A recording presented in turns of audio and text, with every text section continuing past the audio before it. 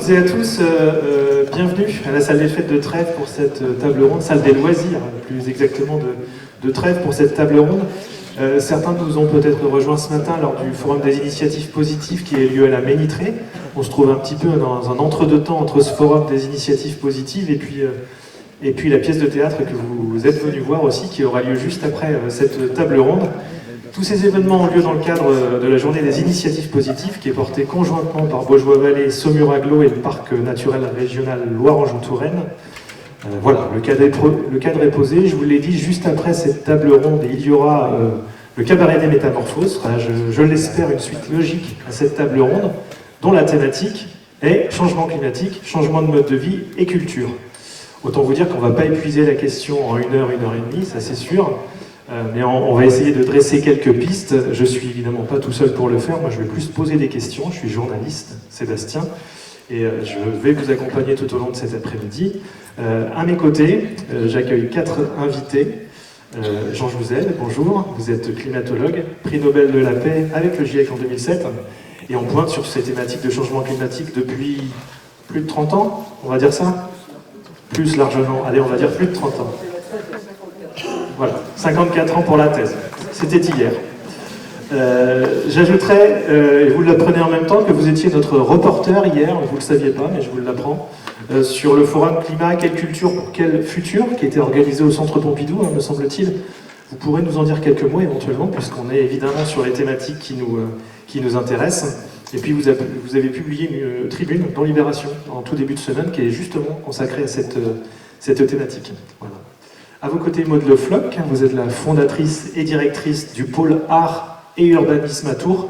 C'est plus connu sous le nom de Polo, j'imagine, aujourd'hui.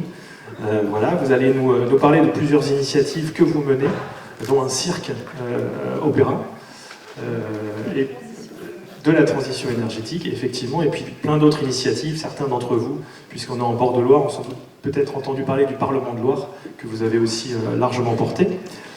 Barbara Rétoré, bonjour. Vous êtes biologiste et cofondatrice de la structure d'exploration et de médiation scientifique NatExplorer. Et vous revenez, alors ça fait quelques mois maintenant, mais d'un projet à la croisée des sciences et des arts qui s'appelle le Loire Sentinelle. Vous allez nous en parler tout à l'heure. Et enfin, Sébastien Boller, juste à mes côtés. Bonjour, vous êtes docteur en neurosciences, rédacteur en chef du magazine Cerveau et Psycho. Et vous êtes peut-être connu des gens de ce public parce que vous avez publié un livre qui s'appelle Le Bug Humain. D'autres aussi, évidemment.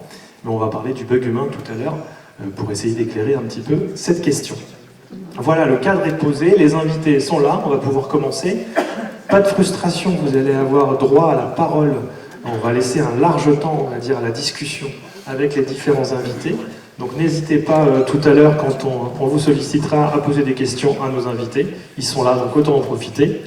Je vais commencer avec vous, Jean Jouzel, peut-être pour...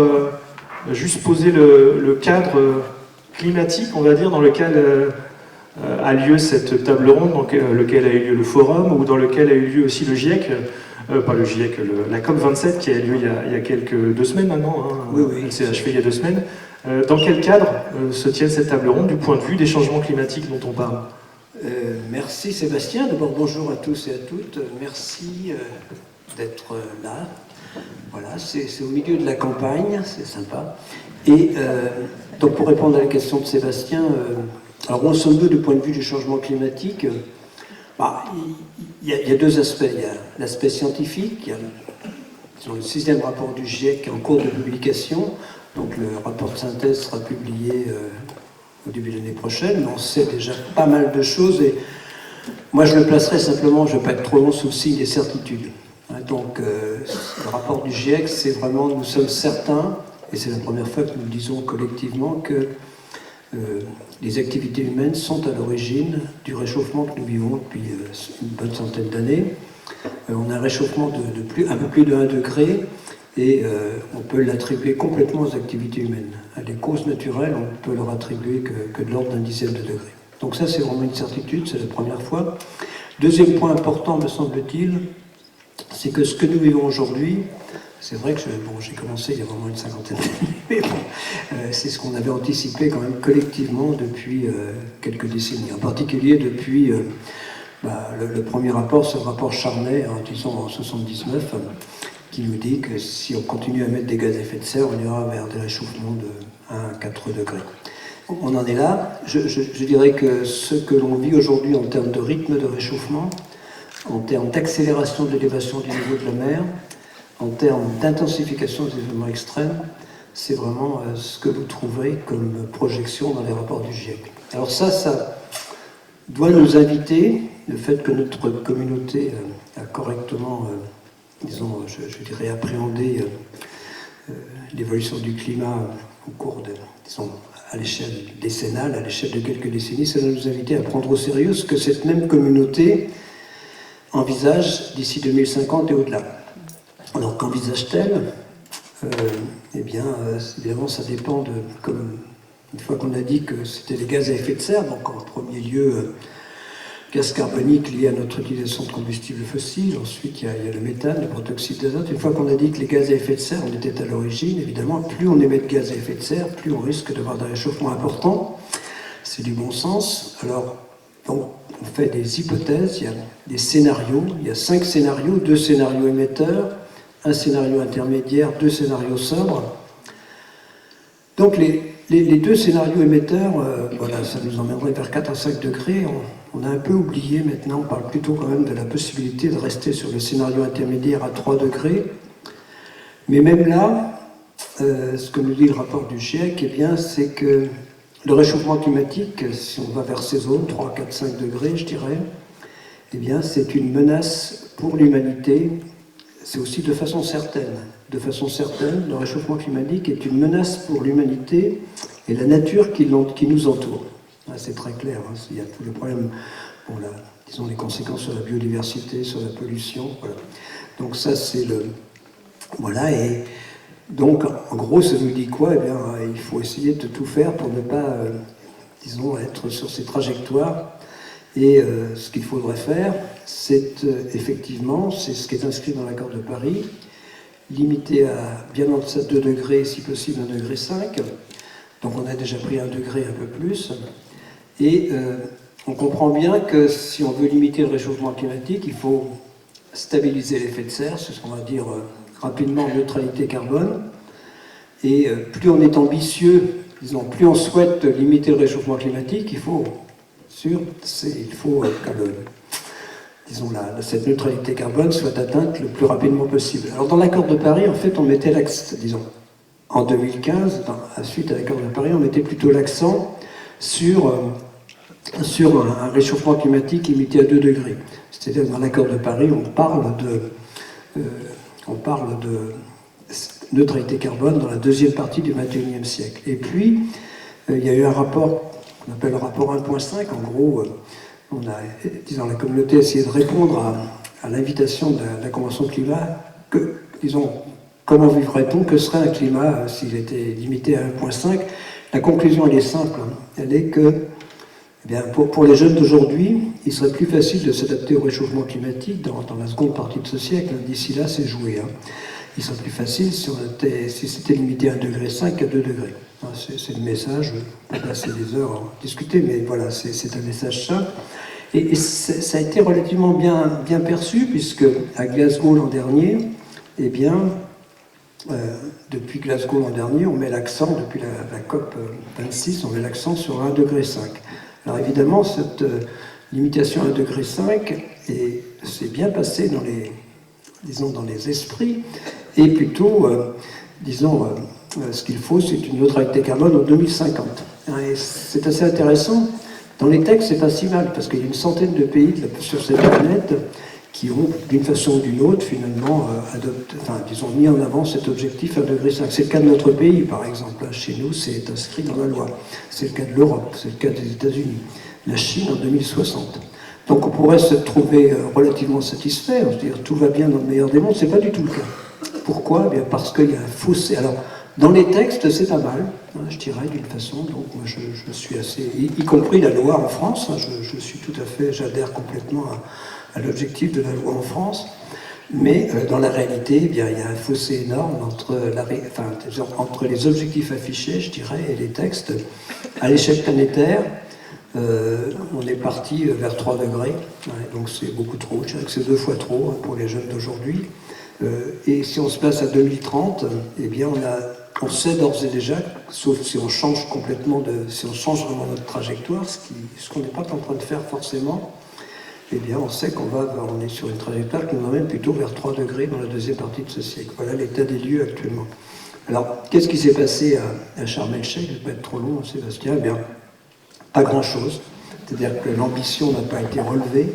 Il y a eu quelque chose d'important quand même, quelque chose que les pays en voie de développement réclamaient depuis 30 ans, c'est-à-dire commencer, ils nous demandaient à nous, pays développés, de vraiment réfléchir à disons, indemniser, à prendre en charge d'une certaine façon disons, en tout cas pour les pays les plus vulnérables, généralement peu émetteurs, les dégâts du réchauffement climatique. C'est la seule avancée qu'il y a eu, c'est-à-dire que grâce à l'Europe a proposé, 30 ans après la demande, ça fait une trentaine d'années que les pays le demandent, a proposé la création d'un fonds qu'on appelle pertes et dommages. Alors c'est simplement une proposition, il va se mettre en place. Voilà, donc, mais sans cela, disons, la conférence de Sharm el-Sheikh aurait été vraiment qualifiée d'échec. Donc on doit une fière chandelle à l'Europe. Voilà un petit peu. Donc disons que, bon, de façon simple, on est... moi j'essaierai d'encourager l'action dans la suite, c'est pas ça, mais on est vraiment, si on ne se bouge pas, et si on ne se bouge pas maintenant, hein, ça on a toujours dit que c'était cette décennie qui est importante, eh bien, disons, nous sommes collectivement en train de préparer pour les jeunes d'aujourd'hui un climat à plus 3 degrés pour la deuxième partie de ce siècle. C'est ce que nous sommes en train de faire actuellement. Vous alertez autour de ces questions-là depuis, je vais rester sur une trentaine d'années, même si c'est 54 ans. Quand vous constatez ça, c'est des changements structurels. Pour changer de trajectoire, c'est des changements structurels qu'il faut. Est-ce que ces changements structurels, et là on rentre dans le thème de notre débat, ils sont forcément culturels? Il faut changer de culture totalement. Oui, moi je le pense. Bon, quand on parle par exemple, bon voilà, il y a différents scénarios possibles, mais je n'imagine pas un scénario sans sobriété, hein, disons sans limitation. Voilà, je ne veux pas être trop long, mais j'ai eu la chance il y a 2 mois de rencontrer Denis Meadows. Denis Meadows qui est celui qui a, avec son épouse et un autre, qui a écrit le rapport du Club de Rome en 70, hein, c'était en 72, et qui nous disait, en gros, on ne peut pas avoir une croissance infinie dans un monde fini. Et là, disons, il avait 30 ans à l'époque, il a 82 ans maintenant. Et donc, j'ai passé la journée à Lyon avec lui il y a 2 mois maintenant, parce qu'il y avait une remise de docteur honoris causa. Voilà, mais il est toujours, il redit, disons, ce rapport du Club de Rome a été remis à jour, mais il y a toujours cette conviction qu'on ne peut pas avoir une croissance infinie dans un monde fini. Or, c'est quand même ce que nous vend, en tout cas l'ultralibéralisme et le capitalisme actuellement. Donc si on ne prend pas cette idée, je pense, de sobriété, de regard un peu à ce qu'on fait, je ne crois pas effectivement et ça c'est profondément culturel, hein, pour répondre à votre question, Sébastien, me semble-t-il. Alors on parle évidemment de responsabilité collective et de responsabilité individuelle pour passer à l'action, comme vous le dites, il faut passer à l'action, il faut encourager l'action. On va reparler tout à l'heure de la responsabilité collective, du rôle notamment du politique, on en reparlera évidemment. J'aimerais bien m'arrêter sur la responsabilité individuelle avec vous, Sébastien Boller. On sait ce qu'il faut faire, on sait ce qui ne va pas, et pourtant, on ne le fait pas dans la majorité des cas. Et ça, c'est dû, selon une hypothèse que vous développez dans le bug humain, un déficit du cerveau, parce que vous avez le bug humain. Qu'est-ce qui se passe également? Pourquoi on reste inactif alors qu'on sait qu'on devrait être plutôt très actif de ce point de vue-là? Oui, il faut bien se questionner sur la façon dont fonctionne le cerveau humain, parce que on est face à une donnée incontestable, c'est que c'est bien l'espèce humaine qui est en passe de déséquilibrer complètement le climat, la biodiversité, tous les équilibres de sa planète. C'est l'humain qui est capable de faire ça. C'est pas les poissons rouges, c'est pas les montres religieuses ou les fourmis, c'est quelque chose avec l'humain qui est à la fois très puissant et à la fois très destructeur. Et ce qui distingue l'humain de la plupart des autres espèces, c'est son cerveau. Hein. C'est son cerveau. Et donc la question est, comment se fait-il que l'être humain soit à la fois assez intelligent pour avoir quelque part, a fait des inventions incroyables pour avoir fait reculer la mortalité infantile, pour avoir inventé les antibiotiques, pour avoir inventé la roue, l'agriculture, et améliorer ses propres conditions de vie, et à la fois assez stupide, si j'ose dire, pour ne pas être capable de changer son propre comportement afin de continuer à exister. Donc il y a là un paradoxe qui est lié à notre nature profonde.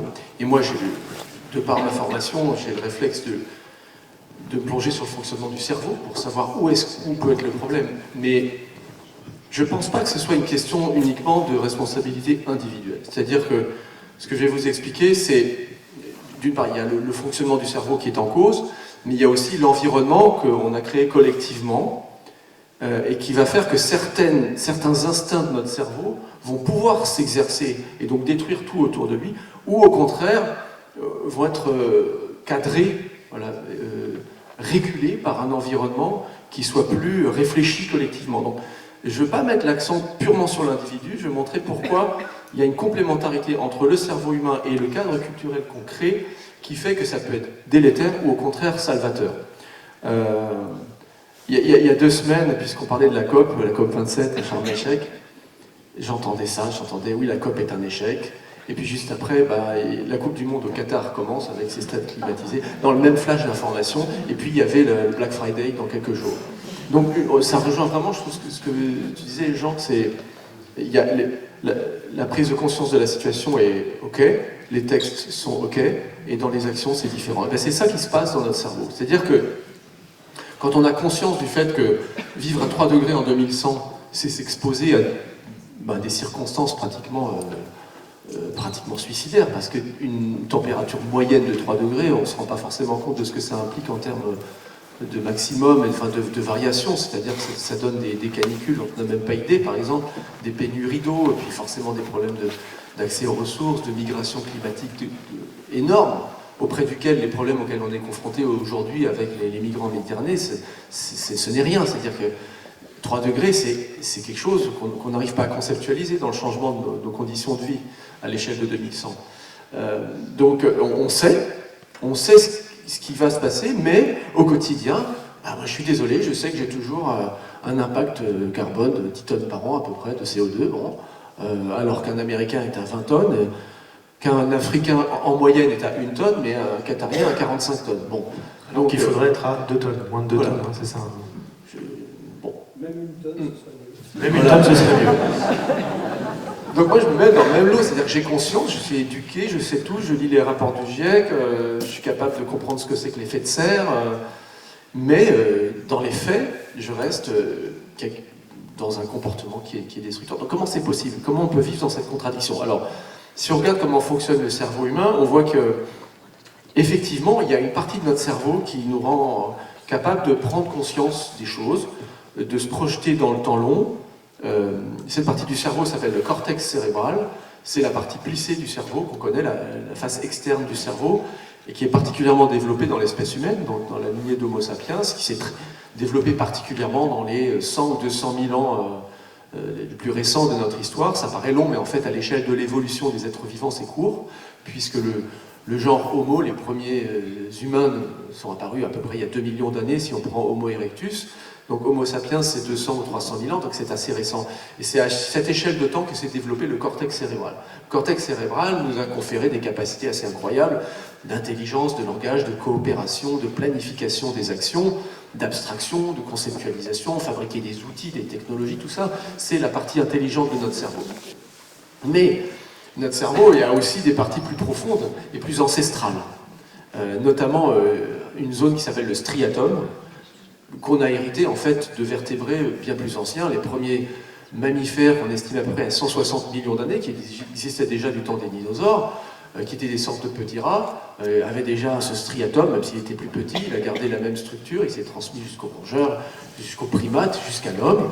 Et ce striatum, c'est une partie donc, primitive de notre cerveau, qui lui ne produit pas de l'intelligence, mais produit des désirs, des motivations, c'est-à-dire qu'il va nous inciter à agir au quotidien de telle ou telle façon, et il va nous y inciter en nous récompensant avec du plaisir quand on le fait, avec une molécule qui s'appelle la dopamine, qui donne du plaisir quand elle est libérée dans le striatum.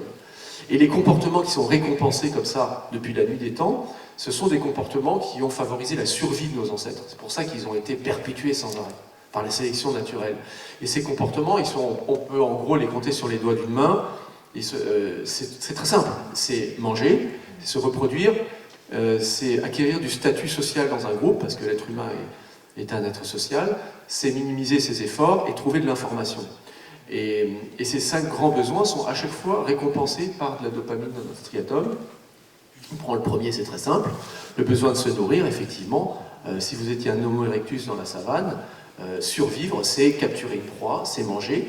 Et donc là, il y a une décharge de dopamine et de plaisir qui incite à recommencer. Et heureusement que la dopamine est là pour inciter à sans arrêt se nourrir, sinon nous n'existerions pas. Donc tous les mammifères, tous les vertébrés possèdent ce système d'incitation à manger. Et ce système a une caractéristique, c'est qu'il ne sait pas s'auto-limiter. C'est-à-dire que dans la savane du Paléolithique, si vous tombez sur une source de nourriture, par exemple si vous arrivez à capturer une proie, vous n'avez pas intérêt à en laisser de côté, parce qu'il n'y a pas moyen de conserver la viande, vous pouvez vous faire disputer votre proie par des prédateurs, vous n'êtes pas sûr d'en trouver une autre similaire avant des semaines, voire des mois. Donc survivre, ça veut dire faire le plus de réserves possible. Donc ce système d'incitation à la consommation de viande notamment, n'est pas fait pour s'auto-limiter. C'est très important, parce qu'on va voir ce qui se passe ensuite dans un monde industrialisé. Le deuxième grand besoin de survie, c'est faire des copies de son ADN pour transmettre la vie. Donc là encore, à chaque fois qu'on a des relations sexuelles, puisque c'est le mode de transmission de l'ADN chez les mammifères sexués, on a aussi une décharge de dopamine, on a du plaisir, hein, on cherche à avoir des relations sexuelles, heureusement, parce que sinon nous n'existerions pas. Simplement, là encore, ce système n'est pas fait pour s'auto-limiter, parce que tout individu qui a un désir sexuel supérieur à ses semblables a plus de chances de faire passer ses gènes. Donc il y a une prime à l'hypersexualité, hein, voilà, qui fait qu'on va avoir de la dopamine à chaque fois qu'on va multiplier ces relations sexuelles. Le troisième grand besoin, donc j'ai parlé du statut social. Pourquoi est-ce qu'il va y avoir de la dopamine et du plaisir à chaque fois qu'on se sent important dans un groupe, qu'on se sent valorisé, qu'on a du prestige? Tout simplement parce que dans tous les groupes de primates hiérarchisés, et on le voit encore chez les êtres humains aujourd'hui, on le voit dans les populations de chasseurs-cueilleurs, il y a systématiquement un lien entre le statut et l'accès à la nourriture et l'accès aux partenaires sexuels. C'est-à-dire plus vous avez un statut élevé, plus vous avez des chances d'avoir accès à des bonnes ressources alimentaires et de transmettre vos gènes. Donc c'est un avantage aussi en termes de survie. Et à chaque fois que vous allez pouvoir vous élever dans votre hiérarchie sociale, votre striatum, là encore, vous récompense avec de la dopamine. Le quatrième grand besoin, c'est de minimiser ses efforts. C'est la base de la vie en milieu hostile. Depuis les premières bactéries, il y a des milliards d'années, qui obéissent à un principe qui s'appelle l'homéostasie. Pour survivre quand les conditions sont difficiles, il faut minimiser ses dépenses d'énergie et maximiser ses entrées d'énergie. Donc ça se traduit par le fait qu'on a cet organe qui nous récompense quand on arrive à faire le moins d'efforts possible. Et ça s'est forgé en des temps où c'était très utile, même si aujourd'hui on devrait pouvoir faire preuve de sobriété. Ce système continue. Et puis le cinquième grand besoin, c'est trouver de l'information autour de nous. Simplement parce que survivre dans un milieu naturel, ça suppose de trouver des traces très discrètes de passage d'un animal, de savoir interpréter l'information, savoir si c'est une proie, la distinguer d'une trace de prédateur. Notre cerveau est extrêmement sensible à toute trace d'information dans notre environnement. Donc tout ça, ça fonctionne très bien puisqu'on a un système d'incitation pour réaliser ces 5 grands besoins qui sont essentiels à notre survie. Mais ce qui se passe par la suite, et c'est là qu'on arrive à ce que j'appelle le bug humain, c'est que le cortex cérébral se développe dans l'espèce Homo sapiens et lui confère de l'intelligence. Et qu'est-ce qu'il fait ce cortex cérébral? Il va commencer par exemple par tailler des outils et par inventer des armes toujours plus perfectionnées, par exemple des armes de jet, qui vont faciliter la capture des proies. Donc on se procure à manger plus facilement grâce à l'intelligence.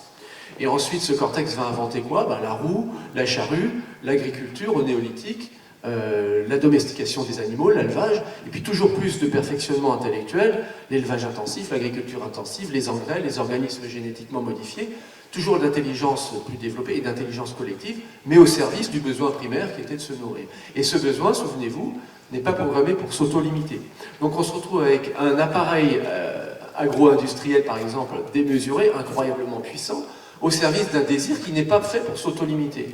Donc le résultat, c'est l'épidémie d'obésité qu'on voit sur tous les continents. C'est un être humain qui vit dans la pléthore, la société de pléthore, qui ne sait plus s'arrêter de manger, et qui aboutit à la fois à ces problèmes de santé publique et à un système industriel qui épuise les sols et qui relâche un quart des gaz à effet de serre quand même de la planète.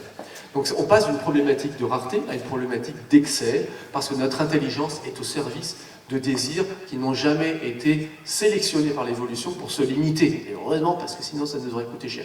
Et c'est pareil pour le sexe, puisqu'avec l'invention intelligente, soi-disant, d'Internet, on a inventé des réseaux pour faire des sites de rencontres, des sites pornographiques, et que le striatum, qui lui a cherché du sexe sans limite dans sa savane primitive, se retrouve avec une offre pléthorique de sexe sur Internet, et qu'aujourd'hui l'humanité consomme 136 milliards de vidéos pornographiques par an, et que ça paraît rien, mais que ça représente à peu près un tiers du trafic numérique, et le numérique coûte très cher en énergie, en émissions de gaz à effet de serre, c'est à peu près l'équivalent du trafic aérien aujourd'hui, donc on se retrouve avec cet instinct de vie qui se retrouve comme une menace mortelle, et c'est toujours un petit peu pareil, j'ai parlé trop longtemps, mais sur les quel tableau vous nous dressez? C'est pareil.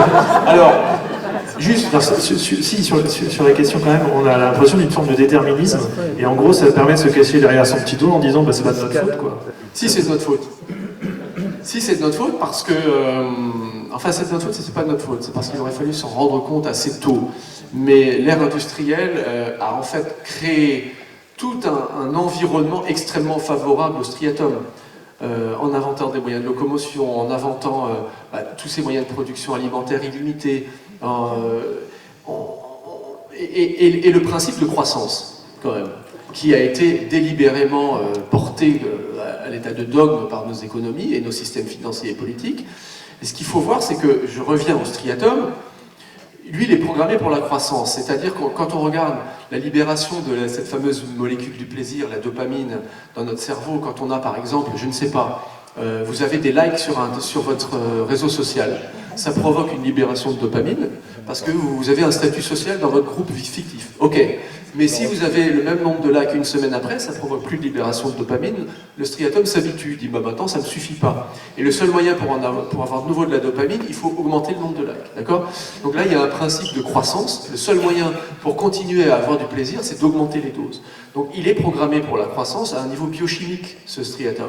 Et ce qui est, pour répondre à votre question Sébastien, ce qui est critique, c'est qu'on a créé en fait tout un tissu économique, politique et industriel qui est basé sur la croissance, et qui en fait ne fait qu'alimenter ce principe de croissance dans nos cerveaux. Et là où je dis que c'est pas déresponsabilisant, c'est-à-dire que ça doit au contraire nous placer face à la responsabilité, sachant qu'on a ce talon d'Achille, mais en même temps ça nous a bien servi, ça a été notre meilleur allié ce système, on n'existerait pas sans lui, on n'aurait pas été une espèce à succès comme la nôtre sans ce système.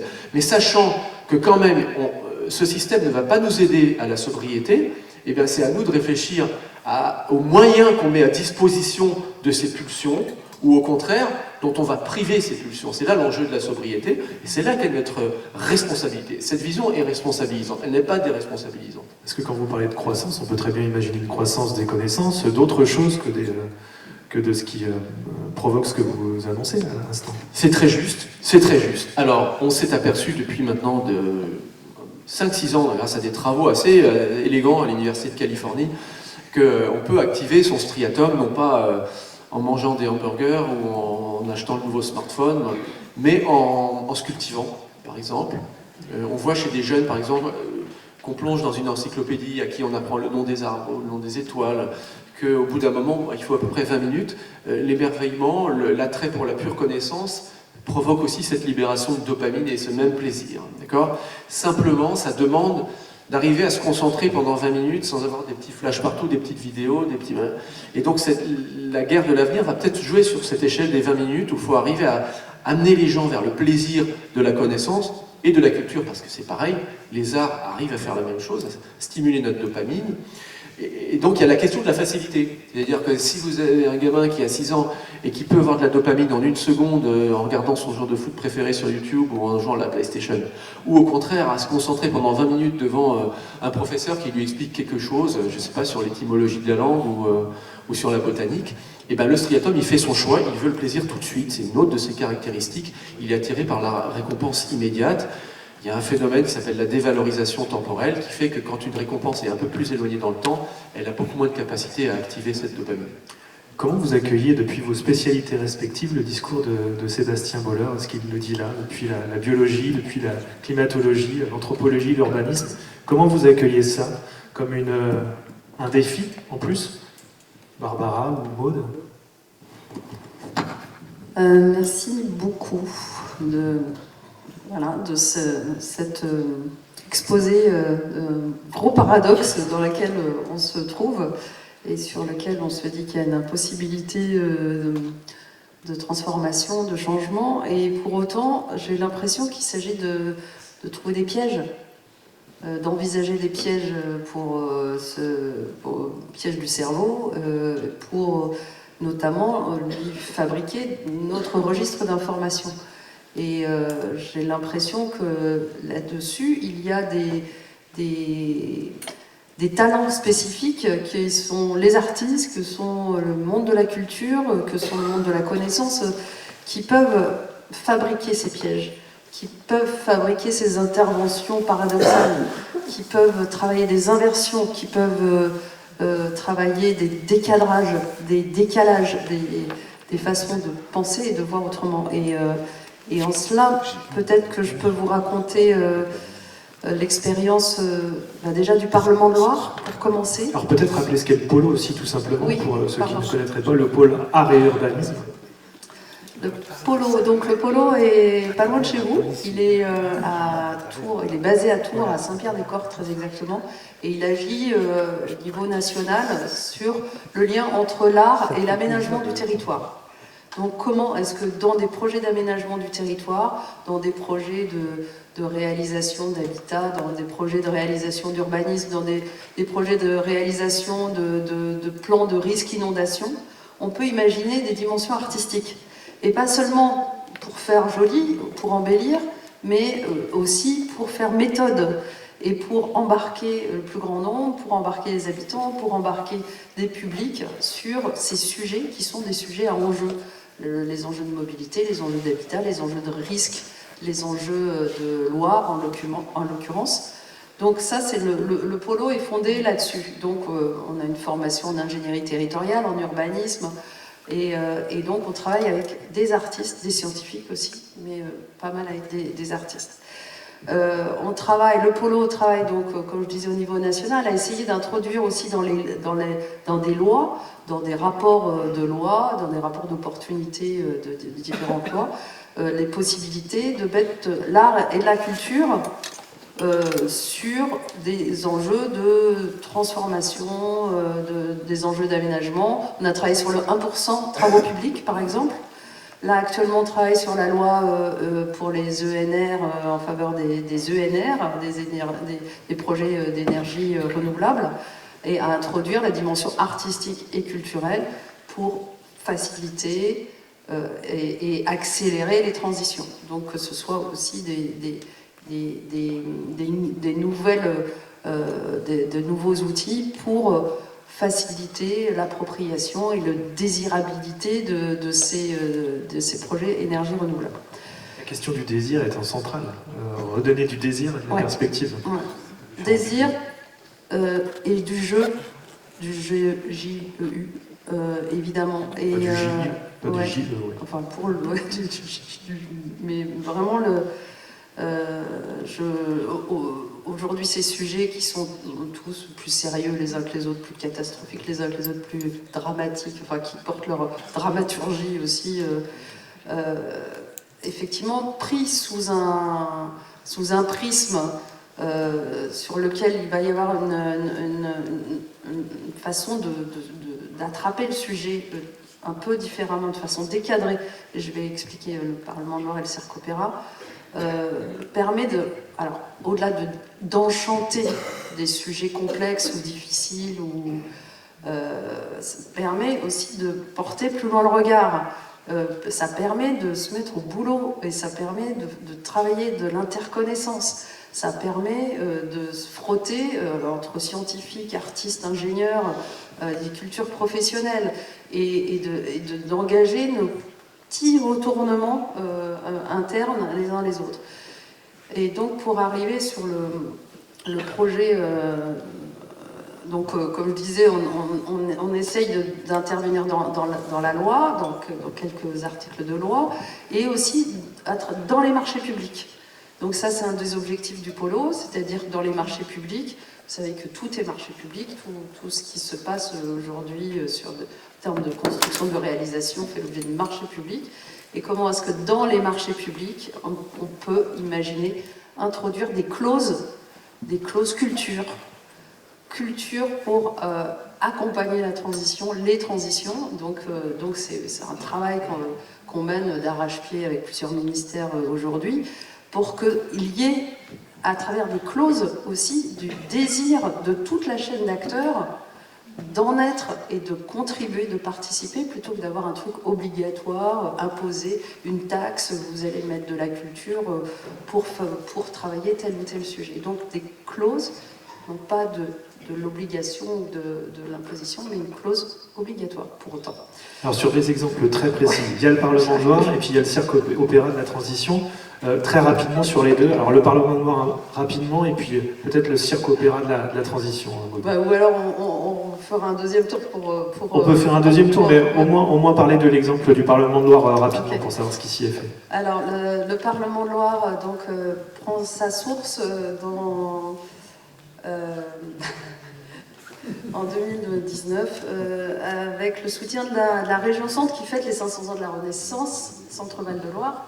500 ans de la Renaissance, mort de Léonard de Vinci, et donc on propose un projet qu'on a appelé Génie, des artistes et des ingénieurs, donc sur plusieurs thématiques. La thématique de la transition énergétique, la thématique des déchets et la thématique du fleuve Loire. Donc en associant une grappe d'artistes. Et donc sur le Parlement de Loire, fort inspiré par des travaux de Bruno Latour, de Philippe Descola, fort inspiré par le fait qu'en Nouvelle-Zélande, il y a un fleuve qui a obtenu une reconnaissance de personnalité juridique en 2017, inspiré par tout ça, en disant « Waouh, un fleuve qui obtient une reconnaissance de personnalité juridique, ça veut dire qu'elle peut intenter des actions en justice, ça veut dire qu'elle peut demander dommages et intérêts, ça veut dire que des actes de pollution, des actes qui portent atteinte au fleuve pourraient obtenir réparation par le fait que le fleuve soit un sujet de droit, une personne morale. Et donc tout cela nous amène à inviter un auteur, Camille de Toledo, un écrivain, juriste, et qui nous dit ok, vous voulez faire un Parlement de Loire, mais c'est quoi un Parlement de Loire? Et on dit on a imaginé, parce que Bruno Latour avait nommé ses travaux le Parlement des choses, pour faire parler les non-humains, pour que les autres qu'humains, les végétaux, les animaux, les minéraux même, puissent être entendus. Parce qu'il y a eu ce travail-là, on s'est dit, ouah, sur la Loire, là, il y a des sujets d'alerte qui sont vraiment forts. On a dans le grand visuel des stress hydriques, du risque inondation, de la biodiversité menacée, des pollutions, des pesticides, etc., qui sont très, très... À Nantes, en septembre dernier, la ville a failli passer en plan hors sec parce qu'il n'y a pas assez de débit naturel et que l'eau salée remontait trop fort, etc., etc. Et donc, on s'est dit, Parlement de Loire. Pas le Parlement de la Loire, le Parlement de Loire. Pour dire la Loire, c'est pas seulement le linéaire, c'est aussi un bassin versant, c'est un système d'affluence et ainsi de suite. Et donc, c'est parti d'un jeu. On dirait qu'on ferait un Parlement de Loire. Ok. Et alors, donc Camille de Toledo nous dit, on va constituer une commission d'enquête parlementaire. Donc, on a joué à faire une commission d'enquête parlementaire, donc avec la mission Val-de-Loire, avec l'école du paysage de Blois, avec des universitaires de la MSH, avec l'université populaire, avec la Rabouilleuse, qui est une école de Loire. Et de façon très sérieuse, il y a eu des auditions, donc audition de monsieur Bruno Latour, audition de madame Valérie Cabanès, avec un chemin d'audition, enfin travail très sérieux, des juristes qui ont accompagné toute la démarche, et puis des auditions du milieu, des auditions du fleuve, des auditions d'un affluent pollué, auditions se mettre à l'écoute, ça veut dire... marcher, randonner, enquêter, observer avec un pédologue, un botaniste, etc. On s'est baigné en Loire, on a bivouaqué sur une île, seul sur une île, pour se mettre aussi en contact avec le milieu. Enfin voilà, de l'expérience aussi. Donc un savoir... et c'est comme si on s'était fait, c'est ce que disait notre convention citoyenne à l'échelle de la Loire, enfin comme une convention ligérienne, où on justement le plaisir, la connaissance, par l'expérience aussi. Vraiment, se mettre dans le bain, pour le coup, à fabriquer justement des hypothèses et des hypothèses de retournement, de perspective. C'est-à-dire, par exemple, on a travaillé sur la baignade urbaine, parce que toutes les villes maintenant veulent des aires de baignade pour rafraîchir les humains. Et donc, avec l'agence d'urbanisme nous a dit, est-ce que le Parlement de Loire pourrait nous saisir pour réfléchir à la baignade urbaine? Une agence d'urbanisme qui demande à une fiction institutionnelle, un truc qui n'existe pas, d'être saisi par ce truc-là, pour réfléchir. Et c'est ce qui s'est passé. Et plutôt que d'imaginer, donc il y a eu des auditions, et il y a eu tout un travail de fait avec eux. Et on s'est dit, plutôt que de faire des aires de baignade, si on pensait des contrats de baignade entre hommes et Loire. Qu'est-ce que ça fait à Loire de recevoir hommes humains qui se baignent en son lit. Et donc, vous voyez aussi toutes ces façons de changer, voilà, les façons d'attraper des sujets qui sont de façon classique, de façon planificatrice, de façon rationnelle, et de les travailler aussi sur d'autres registres qui proposent du décadrage et sans doute un peu plus de champ. Enfin, je m'arrête là parce que... Oui. Alors on est en plein dans le fait culturel, évidemment. La question qu'on pourra se poser, moi on se la posera tout à l'heure, c'est comment on conserve le citoyen directement, le plus grand nombre à ces questions-là. On va rester en Loire avec vous, Barbara, biologiste, puisque vous avez mené aussi une expérience. Alors vous avez évidemment suivi les travaux du Parlement de Loire de très près, et avec NatExplorer, la structure d'exploration scientifique, mais aussi de médiation scientifique, et ça c'est important, le terme de médiation. Vous avez mené un projet qui s'appelle Loire Sentinelle. C'est encore un autre regard, une autre manière d'aborder ces questions climatiques, mais plus largement de biodiversité également, et la question de la culture, du fait culturel. Comment vous avez mêlé les deux? Oui, alors je vais parler d'où je viens, qui je suis, biologiste, un tout petit peu de neurosciences dans mon parcours parce que je suis éthologue de formation, donc spécialiste de l'étude du comportement animal et humain. Et ce que ça nous a amené avec Julien Chapuis, qui est juste là devant, à imaginer à travers nos expériences de terrain passées, qui étaient plutôt, on va dire, exotiques pour ici. Alors, je suis à la locale dès l'étape avec toi, Sébastien, puisqu'on est en juin tous les deux. Moi, j'habite de l'autre côté d'Angers, à Chalonnes-sur-Loire, jeudi pour la salle. Et puis, nous avons imaginé ce projet, puisque nous menions des inventaires de biodiversité plus ou moins à l'autre bout de la planète, spécialistes de la biodiversité tropicale, en Amérique centrale, à Madagascar, et les histoires que nous avons vécues ensemble, de confinement répété, nous à Chalonnes-sur-Loire, nous ont vraiment questionné et amené. C'était déjà un questionnement qui était là, ancré, sur ces histoires de changements comportementaux. Donc c'est vraiment le comportement, ça fait partie de notre jargon, de notre travail quotidien en tant qu'éthologue, mais aussi de se dire, ben voilà, qu'est-ce qui va mal chez nous? Je rejoins ce que vous disiez, Sébastien, et puis on se disait comment, nous à notre échelle ici localisée, donc avec un attachement profond, il faut le dire, à notre territoire, à notre milieu, à l'habitat de naissance, qui est la Loire. Julien est nantais, je suis moi-même angevine, et donc on s'est dit, voilà, il y a quelque chose à imaginer. Et toujours avec cette histoire d'interface. Nous, comme tu le mentionnais, nous sommes à l'interface, toujours. Peut-être parce que c'est là qu'est notre place, entre les sciences, la société, les arts, les sciences, et toujours se dire comment trouver des manières de faire dialoguer ces disciplines, et trouver ces moments où on échange et puis on avance ensemble. Sur ces histoires de changements comportementaux, et ça nous touche beaucoup que cette thématique soit abordée ici de manière collective. Et la Loire est venue comme un terrain évident, mais parce qu'il était là depuis tout le temps, en fait. Depuis tout le temps, la Loire est là. Et ce projet, on l'a imaginé toujours à la croisée des arts et des sciences. Donc très concrètement, nous avons descendu la Loire cette année, d'abord à pied pendant une centaine de kilomètres depuis les sources. On est parti le 1er mai, jusqu'à peu près la ville du Puy-en-Velay. Puis après, on a embarqué à bord d'un canoë pendant une période de 3 mois. Donc nous sommes arrivés fin juillet à l'estuaire. Qu'est-ce que nous avons fait? Nous avons essayé d'adopter nos nouveaux yeux, on aime bien dire ça, de nouveaux outils, de nouvelles méthodes, parce qu'en fait la science a beaucoup de choses à dire, n'est-ce pas? Elle dit beaucoup, mais peut-être qu'elle ne peut pas tout dire. Peut-être qu'elle n'arrive pas à tout dire parfois.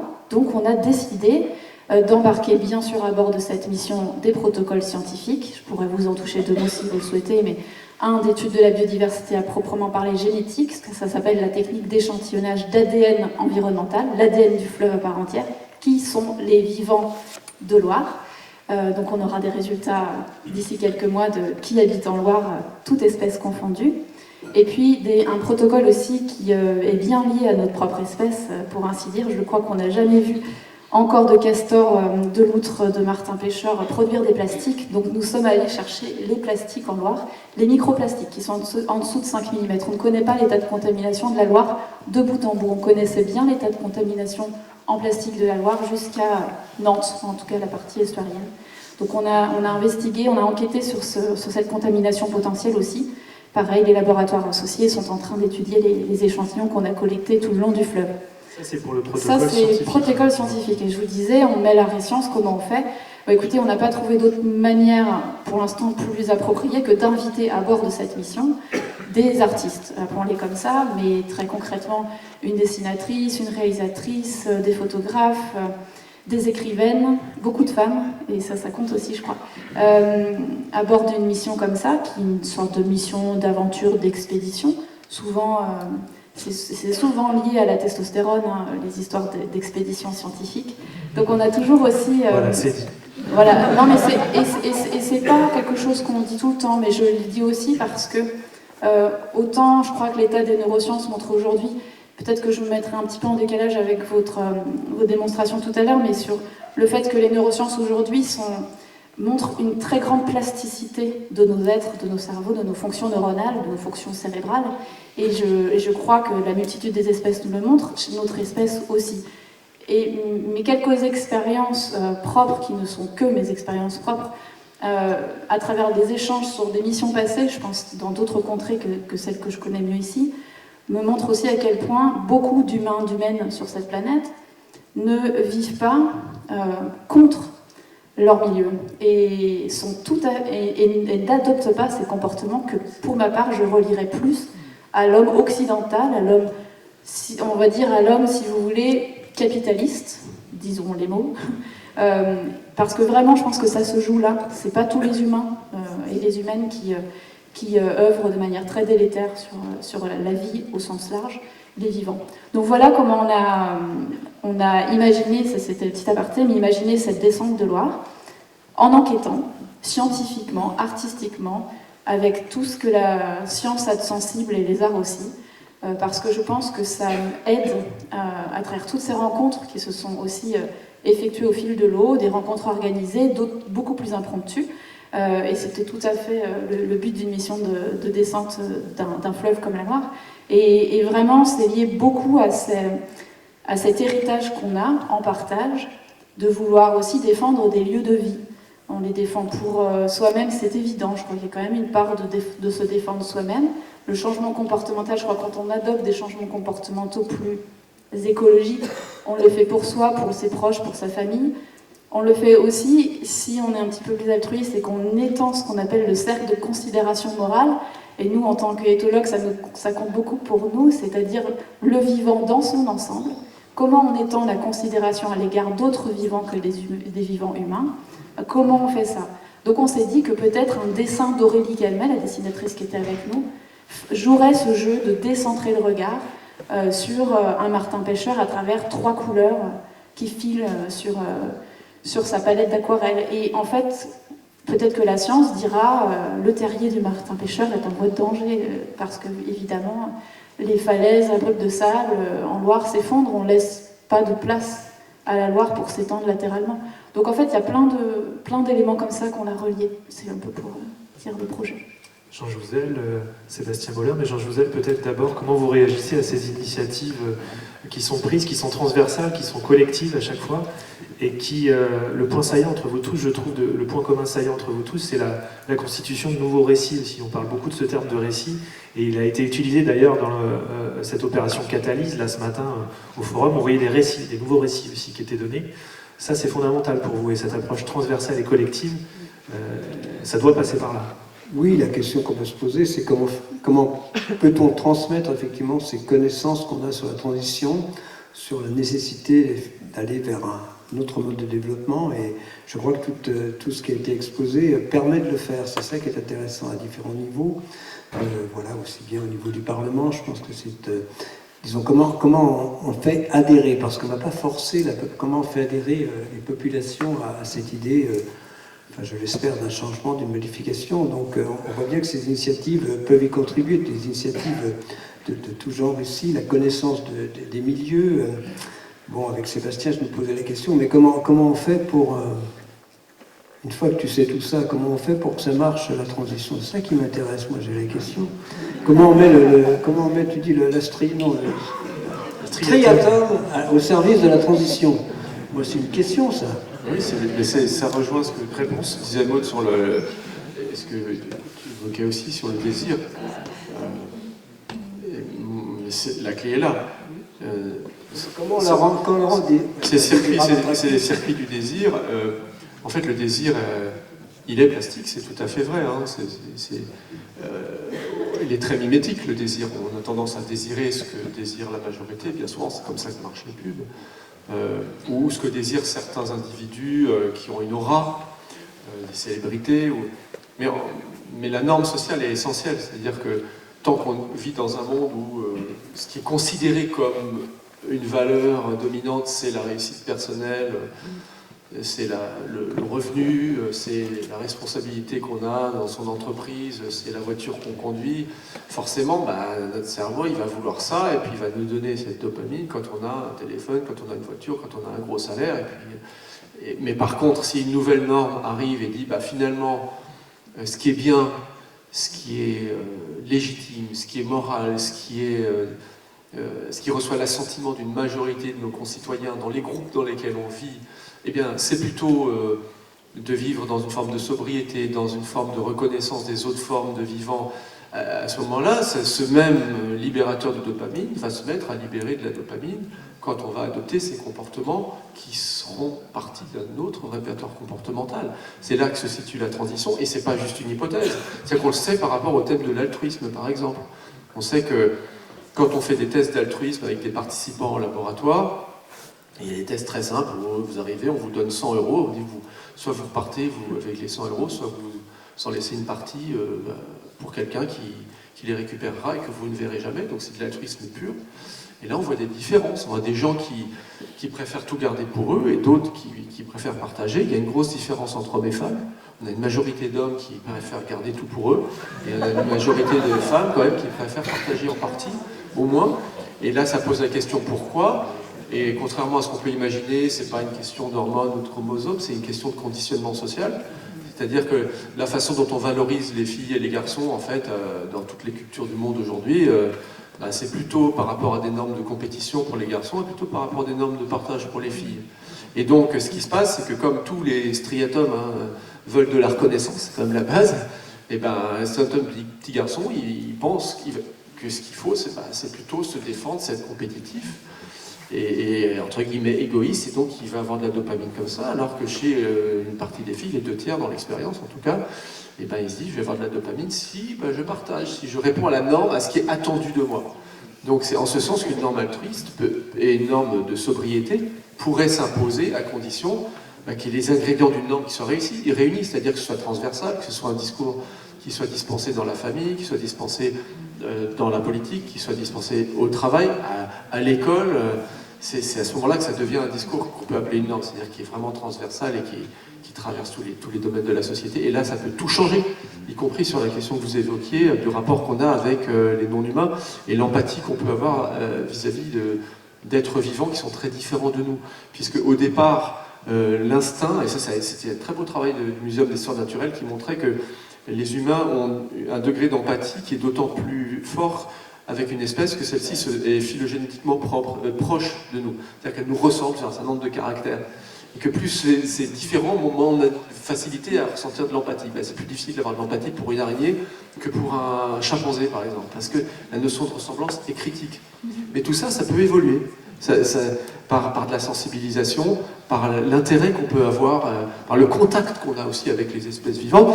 Et la caractéristique de l'humanité, c'est qu'elle a coupé le contact. On en parlait tout à l'heure. C'est ça qui est incroyable. Et c'est aussi pour ça, vous avez raison, que toutes les sociétés ne l'ont pas fait. Le moment où l'humanité a coupé le contact et l'empathie avec le vivant, c'est une histoire très précise qui est celle, on va le dire, hein, désolé, mais des grandes civilisations monothéistes de la fin du néolithique, avec le moment où l'animal n'est plus un sujet, comme c'était le cas pour les religions animistes, mais devient un objet utilisable de façon rationnelle par l'élevage, on met dans des enclos, et où c'est légitimé par les textes sacrés qui disent l'être humain a le droit de vie ou de mort sur les animaux, et le droit de les exploiter, c'est écrit noir sur blanc. Donc il y a une histoire de tout ça, mais c'est une histoire qui s'est répandue, parce qu'elle avait pour elle l'efficacité qui en a découlé. Donc les cultures alternatives, peu à peu, ont été réduites à peau de chagrin. Mais ce n'est pas une fatalité. Et effectivement, la leçon à retenir, c'est que tout ça est plastique. Voilà. Et que le désir, il peut être activé comme ça. Je crois que la solution, elle est en partie là. D'où la nécessité d'écrire de nouveaux récits pour partager des avenirs. Vous dites Jean Jouzel dans votre tribune à Libération. Ces récits doivent éviter un autre écueil, c'est d'être trop anthropocentrés. Barbara, tu as commencé à l'évoquer tout à l'heure. Maud Le Floch, vous travaillez aussi là-dessus avec vos différentes propositions. Ces récits, ils doivent évoquer plus largement que l'homme. Certainement, pour répondre très simplement. Certainement, on apprend tellement, mais je suis forcément biaisée d'où je parle. Mon regard sur le vivant est forcément...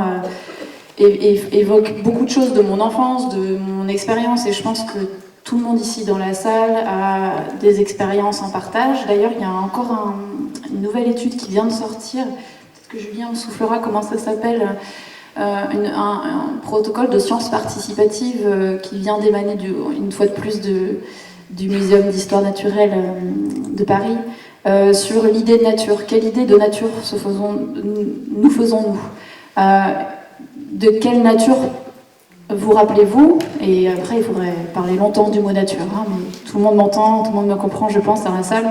Il y a beaucoup de choses à dire sur le mot même de nature. Mais en tout cas, quelle est votre idée, votre expérience de nature de votre enfance? Et ça dit beaucoup de choses. Alors, on parle souvent, vous savez, des insectes sur le pare-brise quand on traversait la France, et qu'on ne voit plus, parce qu'ils ne sont plus là. En effet, à l'échelle de l'Europe, 60% des populations d'insectes volants se sont effondrées en 30 ans. Donc, il y a plein de choses comme ça. Et je pense que toutes ces expériences que j'ai eu la chance de vivre, et je mesure mes mots, la chance de vivre enfant, me portent là où je suis aujourd'hui, c'est-à-dire avec des égards qu'on pourrait qualifier d'élargis.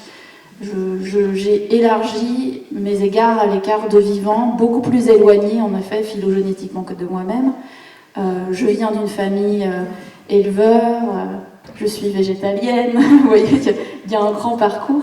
Et puis il y a beaucoup d'échanges, et il y a beaucoup de respect de l'autre. Oups, pardon, c'est l'eau qui coule. C'est le partage de l'eau. Le partage de l'eau. Donc je crois que c'est important. Et puis alors je pourrais vous parler très longtemps, et je ne vais pas le faire pour ne pas ennuyer la salle, mais de toutes ces expériences ligériennes. Moi-même qui pensais être assez sachante, et c'est à tort, de ce qu'est la Loire, de bout en bout, pour avoir vécu cette descente intégrale cette année. Quelle émotion, quelles expériences, comme le mentionnait Maud, enfin, ce sont des choses à vivre et vraiment à la porte de chez soi. Loin de moi l'idée de parcourir le monde pour vivre ces expériences élargies à l'égard du vivant.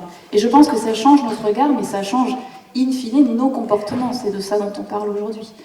Parce qu'on ne peut pas faire autrement. Maud Le Floch, ça vous parle évidemment, ces expériences contributives, collaboratives, ça permet d'ouvrir la focale, de voir les choses autrement. Ouais, pareil, j'aurais plein d'histoires, et puis ça pourrait durer très longtemps, les conversations. Alors il va falloir limiter. Je vais atterrir sur le cirque opéra, mais peut-être avant indiquer, toujours aussi pour revenir sur cette question de piéger le cerveau, de mettre du jeu, du décadrer, du désir. C'est le polo est situé dans une zone industrielle qui est avec très peu de qualité architecturale, urbaine. C'est assez moche, c'est assez gris, c'est parc ferroviaire, enfin vraiment c'est dur, c'est un endroit dur.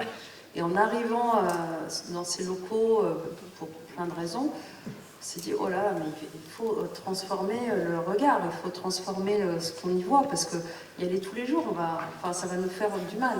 Et donc, j'ai invité des designers, des artistes, des plasticiens, des paysagistes, etc., à venir nous aider à repérer ce qui était dans ce paysage, ce qui était de l'ordre du contemporain. Et ils y sont partis comme ça, voilà, pendant 5 heures, vraiment en expédition, et en disant, voilà, moi, ce qui est contemporain ici, j'y vois la notion de fragilité, c'est des espaces fragiles. Moi, j'y vois un truc ouvert-fermé. Tout est parfois, semble fermé alors que c'est ouvert. Et chacun y est allé comme ça avec son repérage.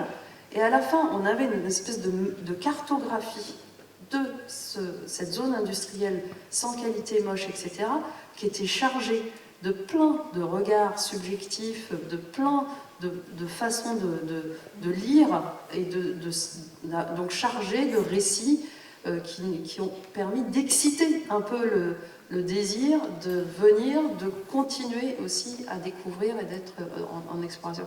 Donc c'est aussi au quotidien, je pense que chacun d'entre nous a cette capacité, quand on est dans un moment compliqué ou dans un lieu dur, de se faire des switches, de s'inventer aussi un canevas pour faire l'échappatoire, le jeu, le piège qui permet d'être plus en confort. Et donc, pour revenir sur... La question du cirque opéra oui. Et notamment de la contribution. Comment on va chercher la contribution du citoyen? Alors, déjà, c'est des mots...